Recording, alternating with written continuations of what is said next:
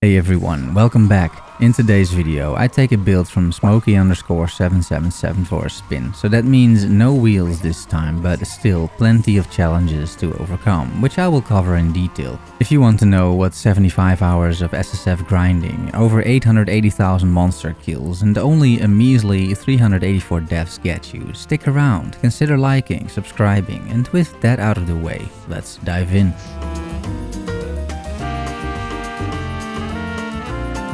Before this event started, based on the patch notes, I decided I didn't want to spin a wheel. The way the patch notes were phrased for Phrecia made me suspicious, and I expected the game to be much harder. On top of that, idols in SSF and with that progression are a total pain, so I decided to play a real build instead of my usual janky wheel build.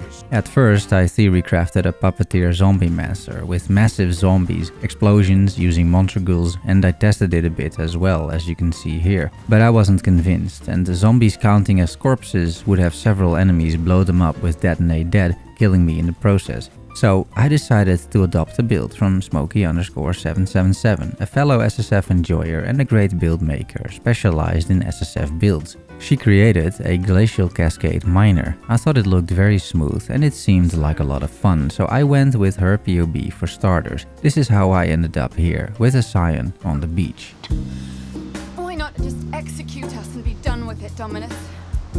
Here we are. It's a familiar scene, or so I thought. I made a little loot filter, load that in, kill a zombie and make my way to Hillock. And what do my ears hear? The sweet sound of the Maven?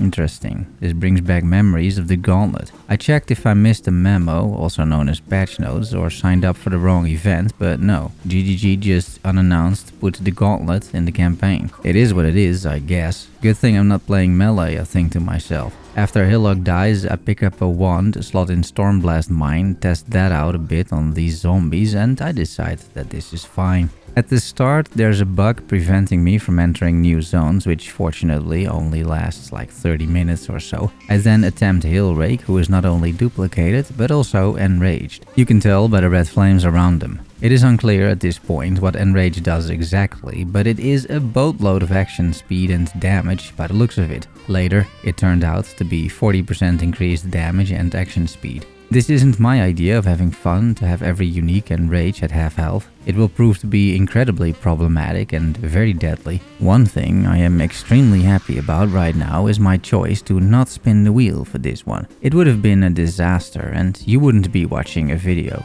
Hillrake finally dies. He does give a Quicksilver and Blackheart unique ring. I get permafrozen in the submerged passage and die again. Breach is actually okay with Stormblast Mine. I complete it and get access to the tree. It provides a rare wand. The crab with Enrage is quite a challenge as well, as is the science starting point on the passive tree. I path using some spell damage nodes, which are right here, which increase the damage of the mines, and I equip that new wand. I support the main skill for now with Summon Phantasm and Elemental Proliferation, and it is an immediate improvement. I get new boots from a breach. I keep doing breaches during the campaign. These boots are rare without movement speed. Pick up a ring, reach level 8 during another breach where you can tell DPS is good enough at this point already. I pick up 2 more rare items from a breach, a chest and amulet. I then face the gauntlet version of Brutus, which means Hydra cannons, Brutus in a very small room, and Brutus being enraged at low life. And especially the latter is a massive issue and will remain a massive issue throughout the entire game, not just the campaign.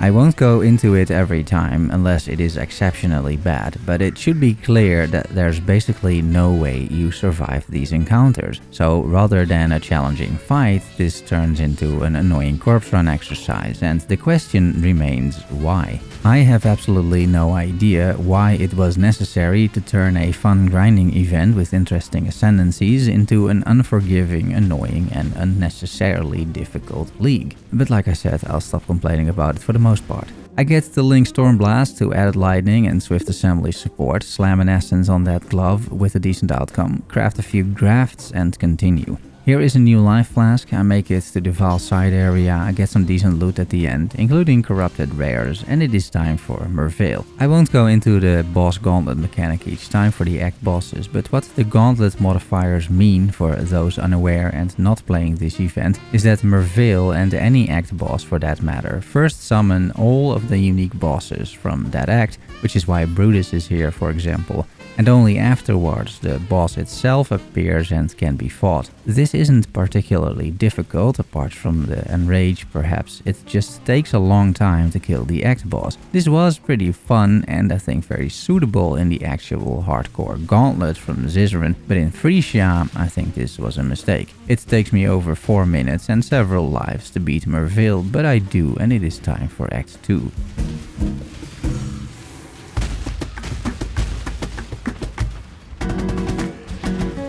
In Act 2, I first kill Fidelitas, so I get access to Heralds. I purchase Ice and Lightning, equip it in the Crossroads, realize I still have a few Act 1 quests to turn in. Here's a sneak peek at my leveling tree, focusing on mind nodes and elemental damage. I reach level 25 in another Val side area. I kill the Act boss, but I didn't record it. Make my way to Act 3, Sarn, save the girl and drop a Binding Orb for a guaranteed 4-link. Get rare movement speed boost, use the Orb of Binding on an int dex chest, and recolor for 3 blues and 1 green, which works for my main skill, which is still Stormblast Mine. It is supported by Swift Assembly, Added Lightning, and Controlled Destruction for now. I gamble a 4-link helmet with red and green sockets, so I can slot in shield charge, momentum and faster attacks. I try my luck at a shield, and this wand is a decent upgrade as well, with the flat spell damage. You can see the result of all these upgrades right here. I would say this is passable damage in Act 3. I'm able to speed through zones quite effectively from here on out, and I do breach events, so I won't be underleveled despite rushing through these zones. I get a new rare ring, do the library quest, and get a lucky strongbox.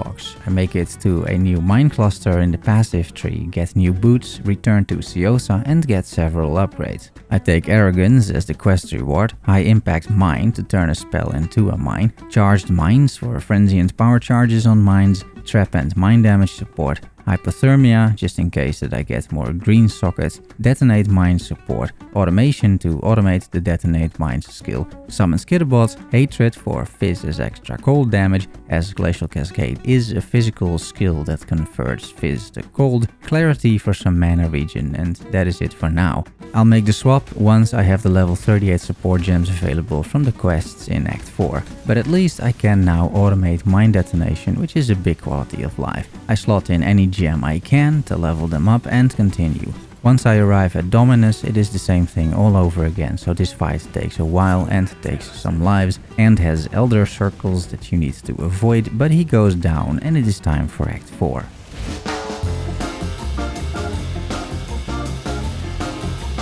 In Act 4, I take more mine nodes on the tree. The crafting tree provides a new graft. I now have access to level 38 support gems, so I buy Minefield and Glacial Cascade from Act 3. On an all-blue 4-link, I support Glacial Cascade with High Impact Mines, turning the skill into a mine, Charged Mines for charges, and Minefield, so I throw 4 mines at the same time. This is a showcase of both bossing at this event and my new Glacial Cascade setup. I gamble a new wand with +1 to cold spells, which is massive. Damage isn't exactly great just yet. I swapped a little early, but you can see the potential, I think. You throw the mines, which automatically detonate, and from those mines a Glacial Cascade spell auto-targets enemies, whoever is nearest. Glacial Cascade has several AoE explosions or bursts, meaning it hits the same enemy multiple times, or at least it can.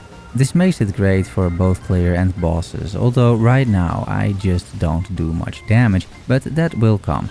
This is usually the case when swapping setups, it takes a little bit of time to ramp up. Maligaro is a complete shitshow with Enrage and Maven beams, adding another 10 deaths or so to the counter. I do a bit of a respec, optimizing the tree pathing, investing in crit scaling and area of effect. The latter equals quality of life, as the skill will be much better at clearing. The build is especially effective at running breach or similar events, as you can see. Now that you know how it works, I'm sure you can see also why.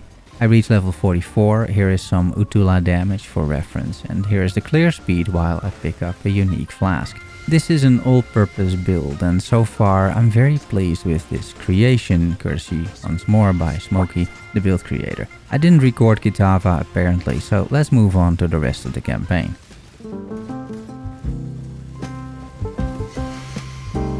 The Twilight Strand Breach event gives a guaranteed 5 link. Mine is just not very good. The build at this point is pretty much online. In terms of playstyle, it is smooth sailing. I reach level 49, here's a peek at the passive tree, and here is level 50, rewarding me with a loot box, which I open later for some reason. Here is my typical bossing strategy, just corpse rush and get this bullshit over with, as there doesn't seem to be any other viable strategy. I tried coloring that 5 link, but that is not going to happen. The tree keeps growing, which is great. It will be my main source of gear. Here is some bossing experience. It's getting pretty out of hand, honestly. The build is great, but campaign boss battles are no fun whatsoever. Back to the tree, it gives me a 5 link, allowing me to add increased critical strikes to my existing setup. I've reached a point where I start investing an energy shield on the tree, as the idea is to go low life. Here is a bit of our Kali damage. Here's a showcase of the build running the Lunaris temple, and speaking of which, also the Celestial Sisters get glacially blasted from the heavens, allowing me access to the final part of the campaign. The more I play this build, the more fun I have, and the more I can see its potential, because I have watched Smokey's videos on the build, including her updates, and now that I'm playing and comfortably clearing the campaign, I'm very excited to progress this character further.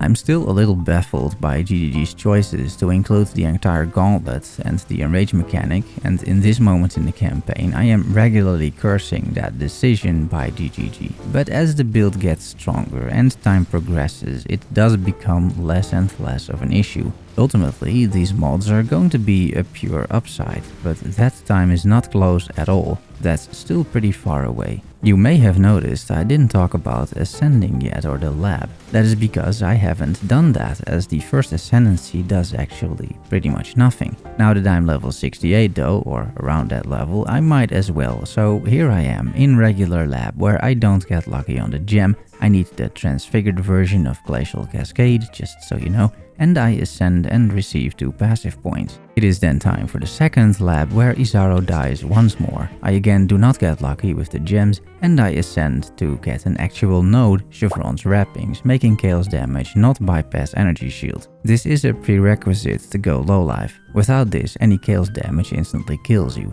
I get a better 5 link from the tree, and that gives me enough energy shield to make the swap to low life, or at least in my opinion. I managed to fix my elemental resistances, and the low life is simply achieved by linking Arrogance support to Skitterbot's aura. This will reserve roughly 80% of your life pool. I continue my lab runs, and this is the third lab with 2.2k energy shield, which is not bad but definitely not amazing. I do not get lucky once more, and I take the Void Battery Ascendancy node for +1 power charges and 15% increased spell damage per power charge. After this, I run the third lab many times. I'm determined to get the transfigured version of Glacial Cascade, called Glacial Cascade of the Fissure. Unfortunately, despite many runs, I think around 15 or 20 runs, I do not get it. An additional issue is my character is quite weak, so every couple of runs I die, which is fairly demotivating of course, and quite inefficient. I want to get this out of the way before I end the campaign, in part just to get it over with, and in part because I don't then have to deal with -30 all resistances penalties from Kitava. But ultimately, after another failed attempt, I decided to just fix this later and keep using the regular Glacial Cascade. It's a fine skill as well, it works, I just would have liked the transfigured version. I will get it later though. I did get a Dodri's Damning Ring during all my runs, a big upgrade as it allows me an extra curse. I buy another curse, Elemental Weakness, slot that into an Arcanist brand. I make my way to Kitava, get surprised by GGG once more by 2 Piety Beams because of course they're there. But apart from that, the damage is absolutely fine. The main issue really, which I also discovered in the lab, is the tankiness of the character currently. I probably went low life a little early, but okay, it is something I can fix down the line, I think. Kitava goes down, Kirak's Vault Pass has triggered, also in this event, so I go get a bunch of pieces. I decide to put some MTX on for now. This is mostly the Elite Faithsworn. I take a look at Glacial Cascade MTX as well, but I decide to not get that straight away. Let's first improve the character and then reward myself. The start of mapping is mostly occupied by making the loot filter rather strict, figure out if I want to fish for a few uniques or other items, that sort of thing. I run strict loot filters pretty early on because I feel progression is much faster if you don't have to stop to check out loot all the time or use headspace for all the drops. Something else that is noticeable in maps and that I will come to appreciate quite a bit is the number of random map modifiers added. It is significant because these are just magic tier 1 maps, but there's already 50% quantity on them. Map sustain as a result is not an issue at all. I think this was a good change where difficulty actually makes sense. Basically the opposite of what we got with the Gauntlet campaign modifiers, which was unnecessary and didn't make any sense in the context of this event. Fortunately, that is now over and my primary order of business is just to skill the character, collect a bunch of idols and gear up using the breach events and the tree. So that is what you see me do over here in a tier 1 map shipyard, and I think you can tell the state of the game and the build. It's quite comfortable, plenty of room to skill and very satisfying to play with all of these cold explosions. In terms of the build, I'm currently running Glacial Cascade, linked to high impact mines, minefield, charged mines and increased crit support. I explained these before. I have an Arcanist brand applying Frost Bomb for cold exposure, Frostbite Curse and Elemental Weakness Curse, primarily on bosses or tough rares. Auras are skitter bots linked to Arrogance, reserving my life, and then I have Herald of Ice, Clarity and Hatred for reserving mana. Also, Detonate Mines is automated. And then I have some movement skills, of course.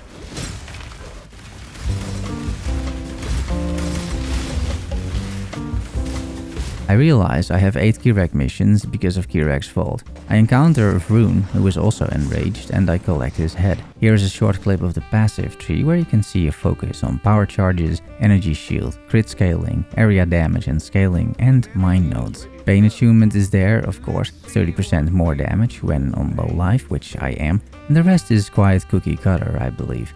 At the start, I'm just filling the idol pouch with any idol I find, and it will turn out to be very difficult to collect synergistic idols. Aelith appreciates me giving her a head and rewards me with an extra craft slot. I don't have much juice at the moment, so I can't craft anything, but I did get this energy shield helmet, which is a decent upgrade. I gamble some boots and gloves just to gear up a bit and fix resistances. I craft lightning res on the helm, 53 fire and lightning res, it is what it is for now, and I continue mapping. I reach level 74 after killing the Spire boss, decide to open my level 50 reward mystery box and I get a portal. It's not bad, I guess. I slot a jewel in an open socket that I've had for a while for 11% chaos res. I use a hoop of all to fix most of my resistances, and this is a good ring otherwise as well. And after crafting cold and lightning res on the gloves, I'm actually capped for the first time. In breach events, the build keeps performing admirably. Any armor scraps I have, I use, I keep increasing that energy shield.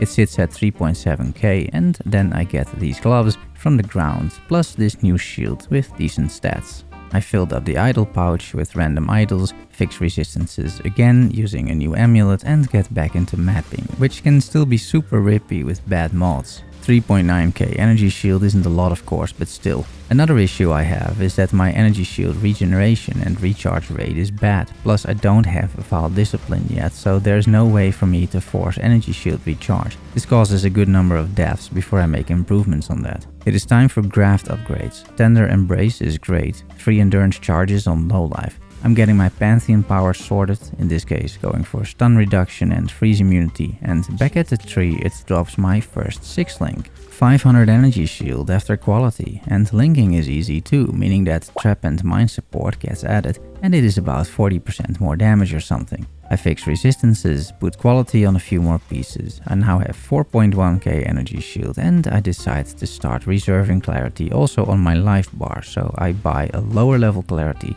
link it to arrogance, and I will level it up until I have no more life left to reserve. I also get a discipline aura, which reserves the rest of my mana bar. I can't fix this in any way right now, so I take out the Herald of Ice, decide I should really get a Vaal discipline instead, so I buy more gems and corrupt them until I hit the Vaal version, slot the Vaal discipline to W, which now acts as a life flask effectively as it forces the start of energy shield regeneration. I try out one last piece of tech, which is the Sorrow of the Divine flask, which has Zeloph's Oath, and that is a keystone that converts life regen to energy shield regen. That's not bad because I have life regen from my Tender Embrace skill on the Graft, which you see trigger every few seconds during this clip.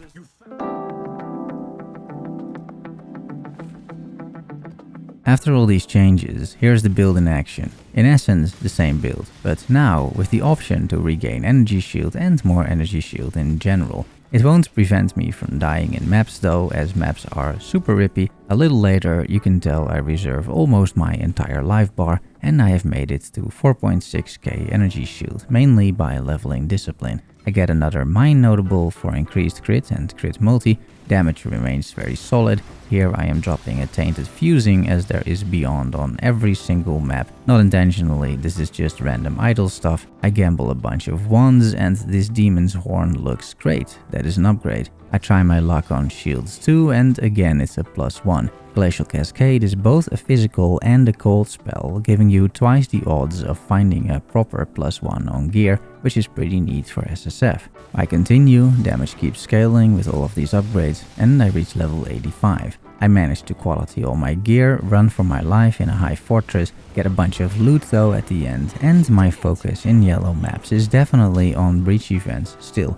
The blood directly translates to several upgrades and I reach level 86. Here is one of those upgrades, another 6 link, it's quite nice. 610 energy shields, some resistances, faster start of recharge. With quality, it's 732 energy shield, it's easily colorable. I craft lightning and chaos res on it after I juggled around several bench crafts on several pieces to get to the elemental resistance cap and a total of 2% chaos res, which is actually an improvement from before. The total energy shield is now 5.4k, which starts to be respectable as I'm only running tier 10 or so maps. I'm not pushing to reach tier 16 as soon as possible. I do not see much value in that, especially in SSF. Slow and steady I think is much better, especially with this event where maps and bosses turn out to be absolutely brutal. I find a +1 amulet with other decent stats as well, such as crit multi, and after solving attributes I can equip it. I reach level 87 while doing unique maps for Atlas completion. I drop another Doedries and I corrupt it for added fire damage to spells, which is better than 28 mana. I reach level 88, this is mostly me grinding levels to get stronger. I do more breach events, get more loot explosions, and then it is time to return to an old friend of mine.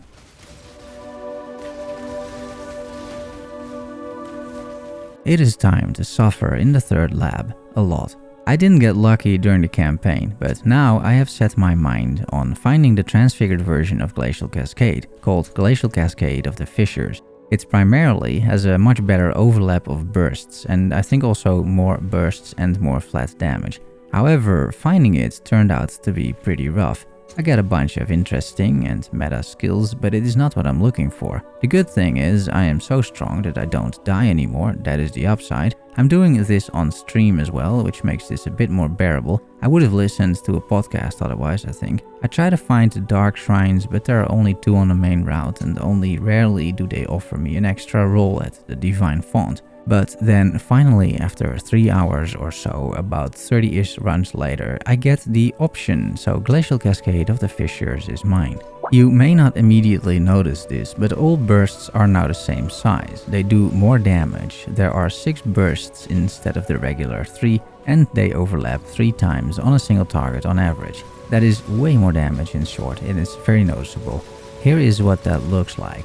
Damage is clearly good. This is a tier 11 map and I have no issues clearing it or killing the Maven witnessed bosses, so that's great. The build at this point has 5.5k energy shield, which is decent. However, apart from an energy shield pool and the panic button in the form of Vaal discipline, there's not much defense on the build.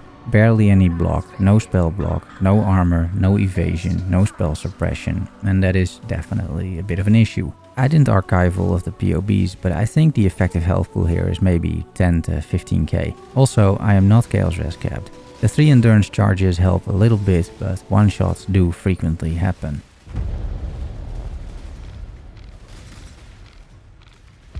After these trials and tribulations, it is time to kill some bosses, mini-bosses. Good showcases though regarding DPS, as this boss dies quite fast. According to PoE DB, at level 79 she has 16 million life, which makes this around 4 million DPS or something. That's not bad, all things considered. Back in maps in a tier 13, this monster helps me sustain a little. Always nice when that happens. I reach level 89. Here is some of the craziness I get to witness when you have Beyond. This enraged boss is just nuts, really. With a good build, it's fun though. Otherwise, a total disaster, of course.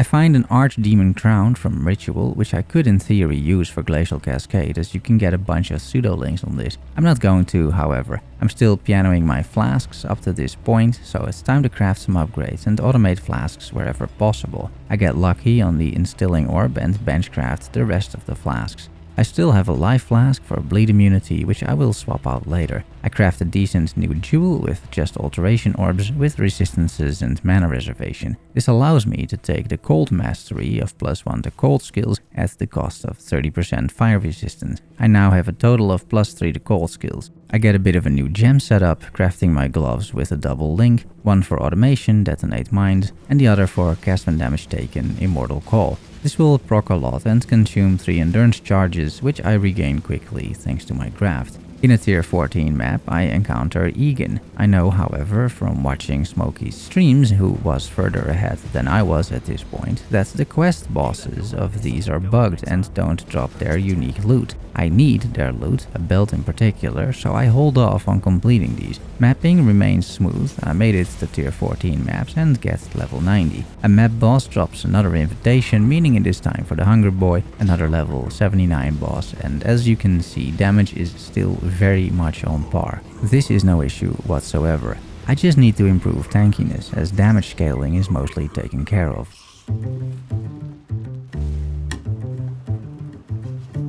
Support gems have reached level 20, so I can swap them for quality versions. I try my luck at some gloves. Here is an upgrade. They have good resistances, and I imagine I'll be using them for a bit, so I apply some Eldritch Implicits as well. Mark effect and mine throwing speed is not bad. I color using the bench, fix the links, and it's done. Chaos Res is up to 16% with this, and after crafting a new helm enchant, it's up to 31%. I run again for my life, and this is a decent showcase of how quickly my energy shield recharge kicks in. It takes a little over a second, and also how much energy shield regeneration I have, which is a little over 5000 per second. Sustain is great, assuming you don't get hit again. I have enough GCPs for 10% quality on the main gem. That is one more burst of Glacial Cascade for a total of 7. I found this Fractured Fawn's Horn, which is not an amazing base, but 80% spell damage fracture is pretty good. I slam it with a Screaming Essence of Suffering. I only have one, and it hits pretty much the jackpot. I check Path of Building to see what I should craft, and ultimately decide on mine throwing speed. It also makes the build feel a lot better. I anoint my amulet as well while I'm at it. Executioner, that's all I have the oils for. 60% damage against low life enemies, and AoE after I have killed an enemy. This last modifier may be pointless, as it may be my mines that kill and not me. In a tier 15 map, I drop my first Divine. I decided to spend more Eldritch currency now that I'm getting it more often. I will take anything useful I can get at this point, I'm not too picky. I start a collection of unique idols, find the Black Knight in a map. This one doesn't have any extra mods, so you can get a decent idea of the damage, I think. And this is also the first tier 16 map that I'm doing, and you can probably see it's doing really quite well. I have around 5 million DPS at this point. EHP and defenses haven't improved much, so one-shots do still happen quite a bit, but the build is online and ready to blast a bunch of maps. The idols are still complete RNG. You need to play a long time, it turns out, to get proper idols that synergize. I don't have that, it's not even remotely close. But what I do have is a very comfy build, typical mine play style. I one-shot almost everything. It's very enjoyable to play.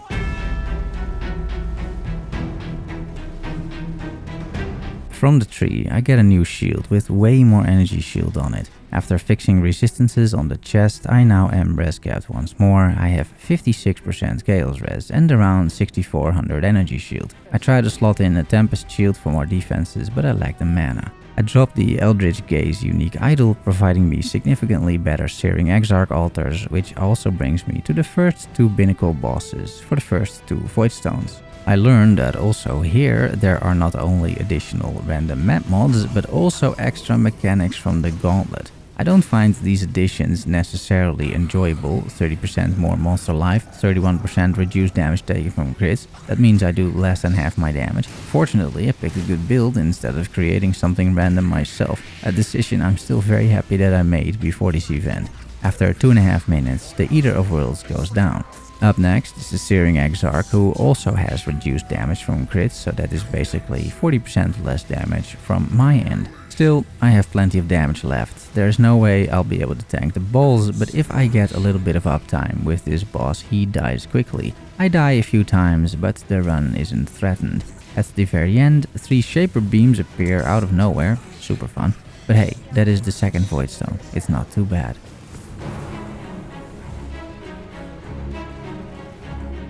I continue tree crafting. These boots look promising. While going for more boots, I get a 6-link instead, and also some gloves. I'm first focusing on some gloves, and this time, in order to get 2 red gems, I'm using jeweler orbs instead of chromatic orbs, so I just add and remove a socket until I get the color that I want, which is pretty fast, meaning the coloring is now done. I recolor the boots and slot my Arcanist brand setup in there, and the gems are already loaded into the chest piece. I quality both the gloves and the boots, the chest is already done. Enable my auras, do some Eldritch Implicits. I guess I will take lightning exposure, and mind throwing speed is great. Fizz is chaos and max lightning res is fine. Effective onslaught and fizz is extra cold is also good enough, I think. Well, or maybe not. No, actually I want movement speed, excellent.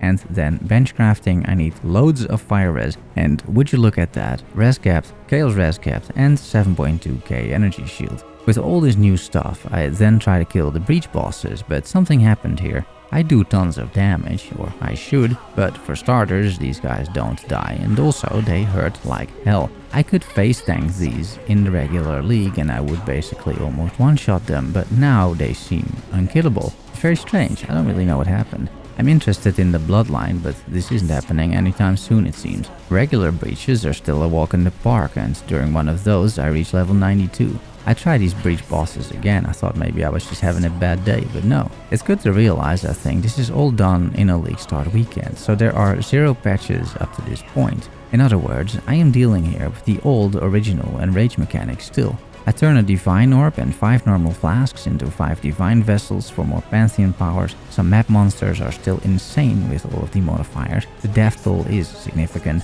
I complete my first synthesis map, not a problem at all, damage is excellent. I find this amazing shield from the tree, tier 1 block for 41% block chance, that is huge. The avoid elemental ailments will come in handy too later. I craft cold and lightning res on it, it provides 7.1k energy shield and it is a massive upgrade. I get a new graft with tender embrace and reduced CDR. This means I get endurance charges quicker. I started doing guardian maps, but in this particular instance I didn't take the random 70% increased AoE mod into account and then decided to resurrect the guy in the ritual, which was definitely a great idea. For the most part though, mapping is solid. I die less and less and I reach level 93 as a result.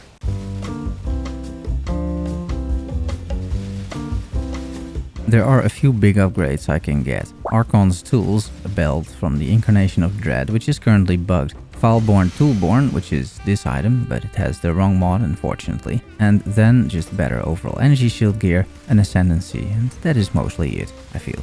At least at this point. My idols are getting better. I rolled 20 maps and I'm just blasting. During blasting, I drop a strategist. I'm not even sure an inspired learning would do anything for my build. I realized the game has added new mods, like players are haunted by Aziri's apparitions. Those kill you pretty quickly, by the way, but I've started to enjoy the randomness now that the build is very much online. The extra juice for free is also appreciated in SSF. I can't farm any crazy strategies, but I'm having a blast with the amount of pack size and quantity in these maps. I gathered enough Gemcutter's prisms to make the main skill up to 20% quality for another burst. Here is another fun map mod, 100% increased character size. I reached level 94, found my first seer, and here I'm doing a bit of sorting of unique idols. The main issue is I haven't found destructive play, and without that I can't effectively progress my voidstones. I don't want to run single Maven Witness bosses, I want to run 3 or 4 at a time. So I'm holding off on that until I find it, which will take a long time as it turns out. When it comes to other idols, I simply collect a whole bunch and then use a few search terms that I like, such as Strongbox, Shrine, Searing Exarch, that sort of thing. Backsize, maybe. I start building up a Maven boss rushing idol set with chance to drop maps from the final boss, but I won't engage with it until I have the destructive play. All of the other idols at this point I trade with Defender 3-1. This way you basically find 33% more idols. I will say though, I only do this now because it is time consuming and I just want to play the game, but this is at the end for a good cause. I have a little system set up in my quad tab, so I know when I have 3 idols of the same type, making the trading a bit easier.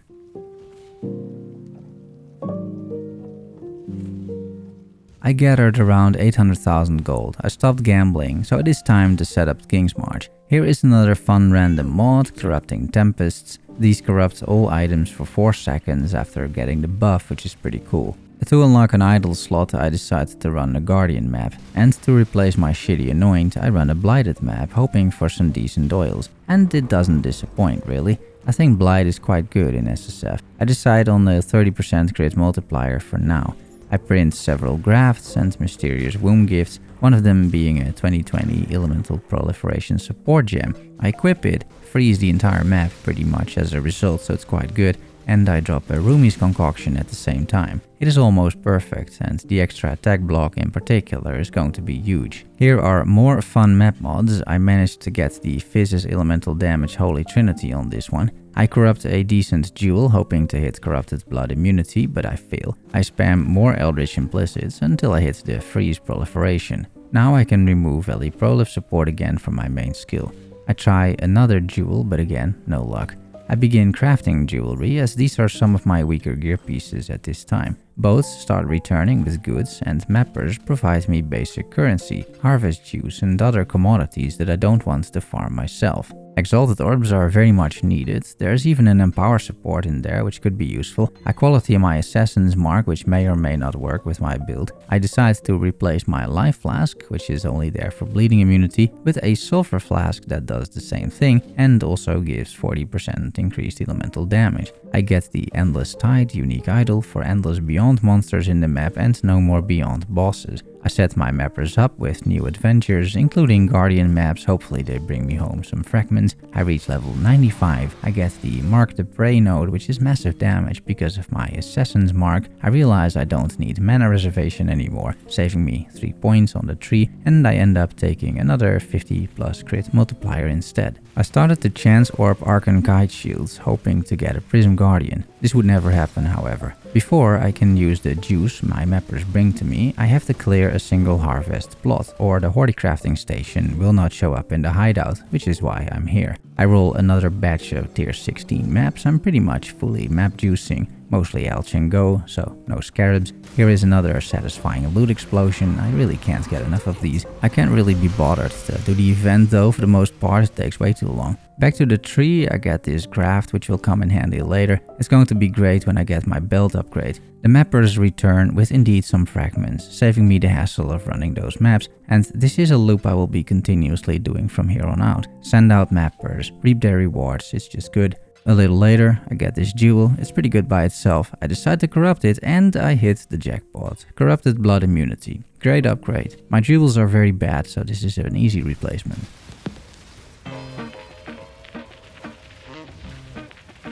In Underground Sea, I drop a Taste of Hate unique flask. It's lost popularity, but for my build it's quite good. It is about 5% more damage in PoE. I quality and automate it. Divine Orbit to hit the 15% physical roll as extra cold, and this is a great upgrade. While I'm at it, I quality all my flasks. I use reports to reroll Kirek missions to find the last missing unique maps, like this at Series Vault. I Val Orb all my 2020 support gems that I leveled in the offhand, but I failed 5 times in a row. A Nameless Seer offers a Void Battery. It's not bad for my build, but my current wand turned out to be better. I leveled up Concentrated Effect so I can swap it for a Crit Multi to get better single target damage. I reached level 96, decide I will probably not level any further this run, and that means I might as well try my first tier 17 map.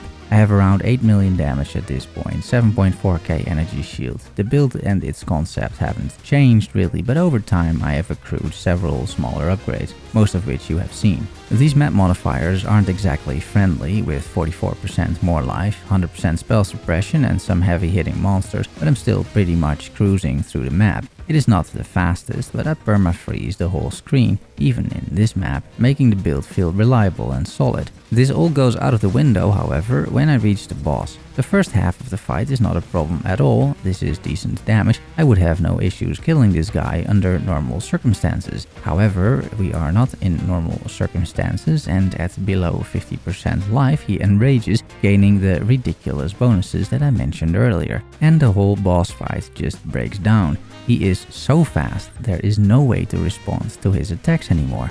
This amount of action speed is completely nuts, and there is no way I can defeat this guy in this event. This is still before the nerf, by the way, which took like 4 days to be implemented. And then finally the destructive play Maven Idol drops, so I can farm the last 2 voidstones. It took almost 50 hours. Here is what happens when 5 beasts are trapped in one part of the map.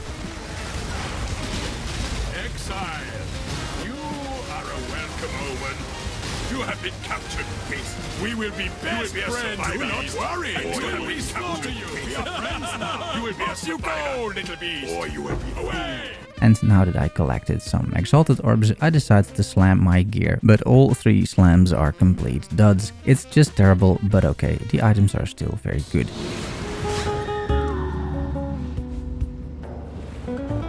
Ladies and gentlemen, it is Monday after the league start, and the hotfix finally went live, fixing the bugged loot from the incarnations and nerfing the enrage mechanic by 50%.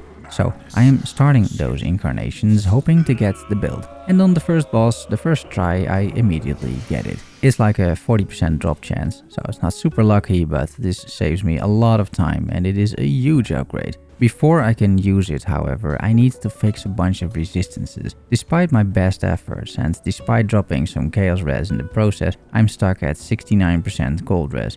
Not so nice. I can't really fix it, however, unless I tree craft me some serious resistance gear, so for now I just rely on the Taste of Hate flask to keep me res capped, which is a horrible idea, but fine. I craft some flat damage on the ring, I define the belt to get a better roll on the ailments modifier, 74%, 1 off of perfect. I equip this graft from earlier, which provides 32% ailment avoidance. I will get to that shortly. I harvest some oils because I need a new anoint, get another avoid ailments on my boots using the implicit, farm more oils for an anoint because it is an expensive one, upgrade several oils but it is not enough yet, farm more oils in blighted maps and some more oils from some more blighted maps until I hit the opalescent one. I can upgrade 3 of those into a silver oil and anoint crystal skin for another 20% ailment avoidance. All of these efforts combined put me at 69% ailment avoidance. Nice.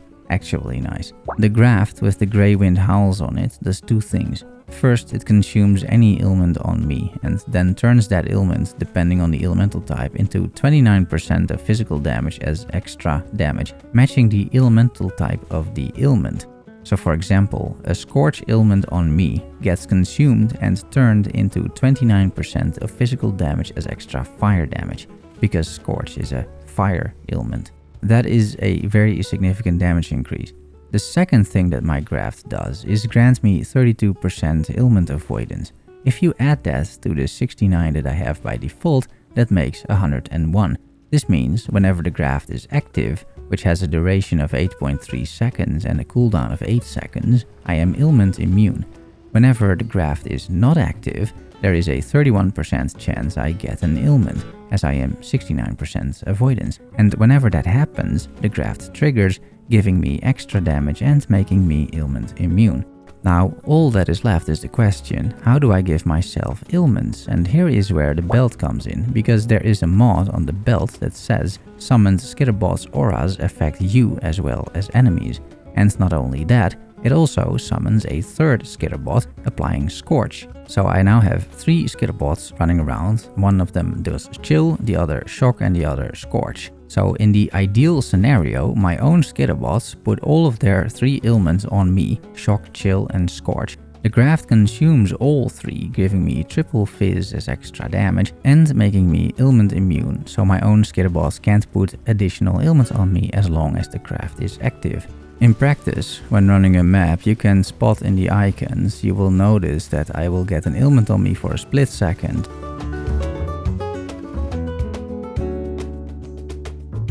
After which the craft triggers, and then the ailments are consumed and thus are gone. And the craft's icon becomes active for 8 seconds, the little hand over here. And this means I now do fizz as extra damage and I am ailment immune. What you may also notice when I open the character sheet is that because of Taste of Hate, I don't have 69% chill avoidance, but 99%. So chill is basically never applied to me, at least while mapping.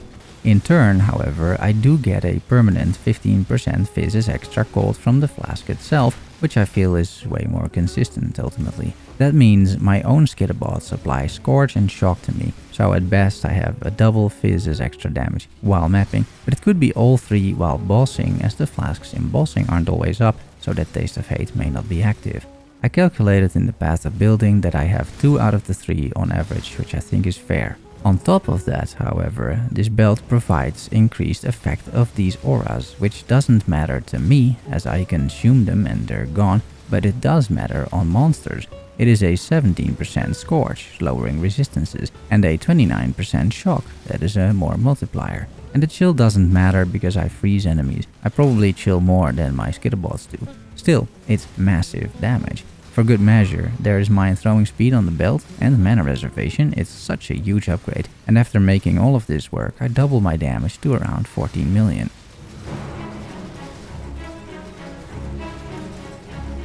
The stream of upgrades isn't over yet though, because from a chest I dropped what I was looking for, the Foulborn Toolborn. A very common drop, I just didn't get it. Plus 4 cold spells is huge. It brings Glacial Cascade to level 26 and my damage skyrockets. I color it, improve the implicits a bit, and here you see the results in Path of Building. 16.6 million DPS, another massive upgrade. Maps and modifiers that were previously very difficult are becoming a piece of cake. And the extra modifiers are now just extra map juice without a real downside. Sure, sometimes I do get one shot, but it's rare as the build is quite tanky. Here is a Maven witnessed Minotaur, and I can't find the guy half the time because he's underground. Plus there are 3 more bosses, but this is incredibly smooth otherwise, and the build will remain super smooth from here on out. As I have tripled my damage since I was last here, let's do another Esh Tul. Their enrage is now halved from the patch notes, so it's still annoying but perhaps doable. They do still hurt like hell, but fortunately, so do I. It is a bit of a battle still, and I'm doing the mechanics. I think that is a good thing. I died twice, but so do they. I get loot I don't need, the last missing piece of the tree, which is nice, and the reason I'm really here, the Breachlord bloodline. I decided to take, for now, otherworldly appendages for 15% less physical and fire damage taken. I figured I do so much damage, I might as well get some more tankiness.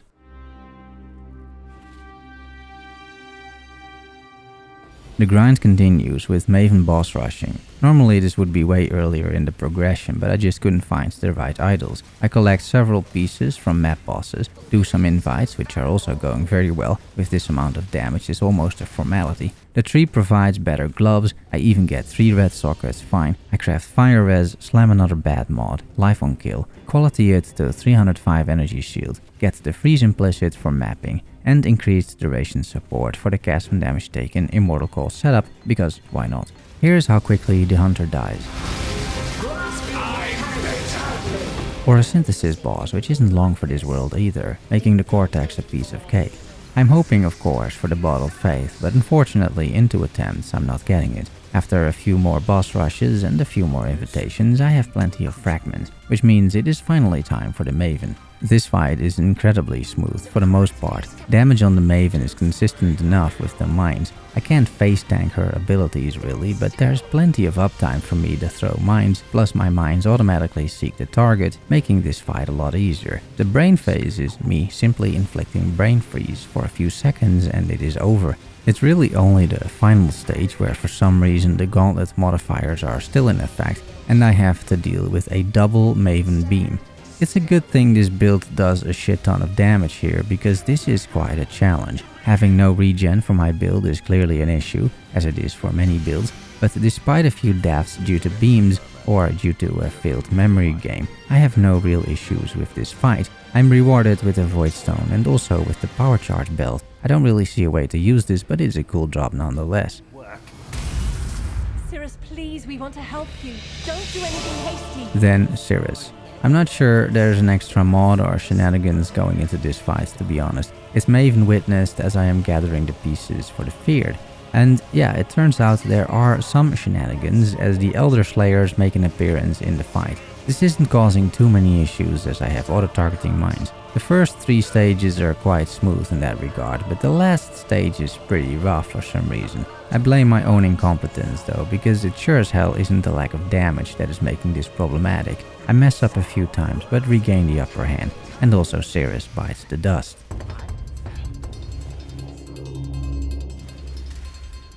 I'm continuing my bossing streak. First a bunch of Shapers and Elders, all Maven witnessed. These fights are not very challenging to be honest at this point. I do a little crafting session at the tree, printing helmets. A decent slam on this one with res, that's all I need. I apply implicit, spell crit, that's decent.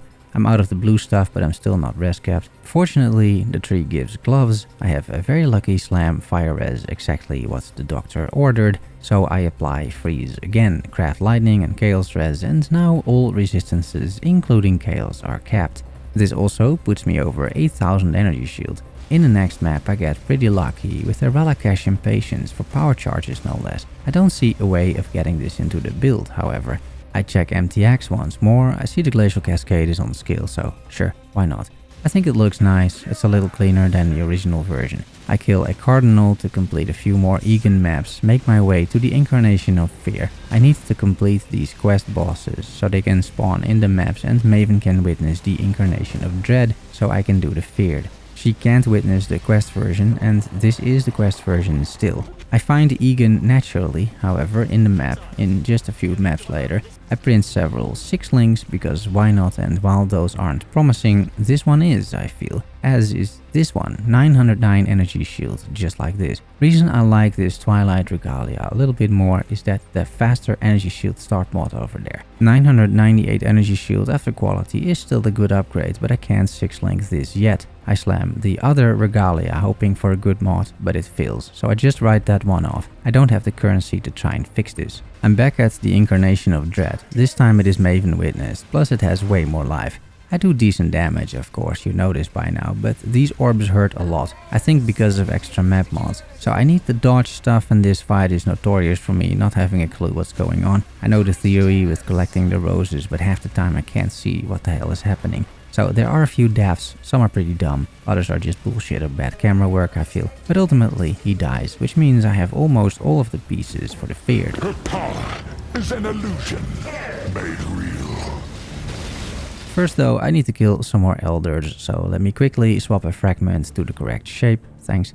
Here is the elder fight, Maven witnessed, but clearly this isn't anything special I would say. I get decent loot, the amulet and the Watcher's Eye.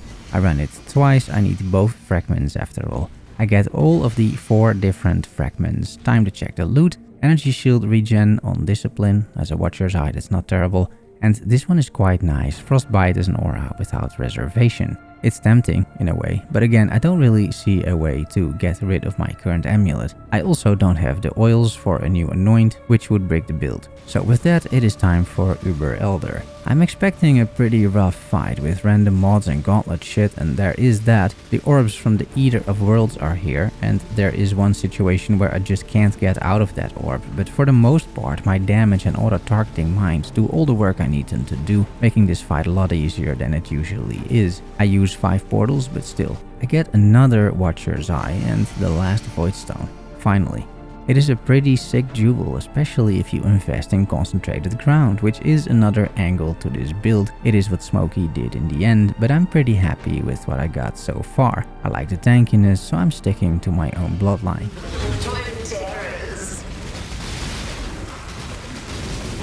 And then it is time for a real test, the Feared. A truly difficult and masterful fight. There are no extra mods, I think, and I don't think there are any gauntlet modifiers, but I'm not 100% sure about that. It doesn't really matter too much because it doesn't prevent these pinnacle bosses from kicking my ass. Whether it is Shaper beams and balls and ground dots, which I am weak against, or die beams from Sirus, or the many projectiles from the Dread, or Maven copies that really mess up this entire fight, it is rough out there. There is no way to really see what is going on. You just need to keep moving, throw as many mines as possible, and say a little prayer you kill them before your portals run out. Fortunately for me, that is exactly what happens. I do in fact manage to kill the Feared with 0 portals left. I think it's a testament to the build. Killing the Feared on day 5, I think it is, in SSF in this league, that is quite impressive. That doesn't happen all that often in general, let alone in 5 days in an event like this. I'm incredibly satisfied with this result, not gonna lie.